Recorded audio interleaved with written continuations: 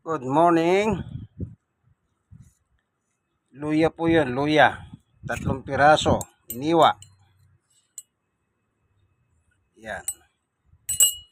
Ito naman po yung pinakulong tubig sa kettle. Bagong kulo. Lalagyan po natin siya. Ayun. Ilagyan ko na po para lumabas yung katas. No? Yan. Dadagdagan natin.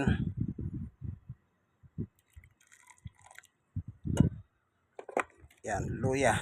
Tatakpan ko muna para yung katas. Yan. Ito naman po yung almusal. Yan.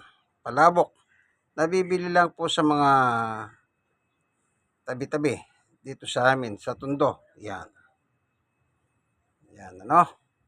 Tapos na po akong Tapos na po akong minom ng garlic water with calamansi kanina.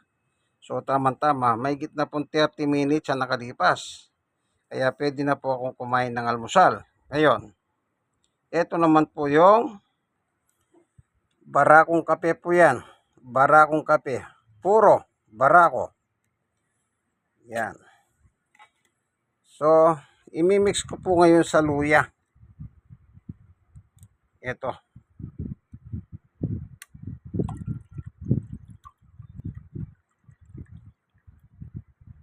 Ayun.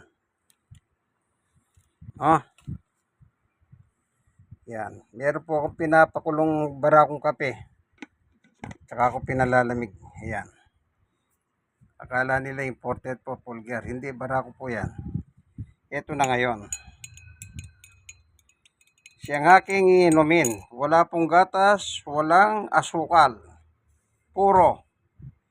Ang malalasaan mo yung barako tsaka yung luya. Yan. Yan ay bigay ng Panginoon Diyos sa akin na aking kakainin almusal ngayon.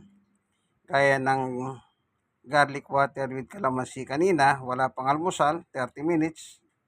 Bigay din ng Panginoon Diyos. Ayan.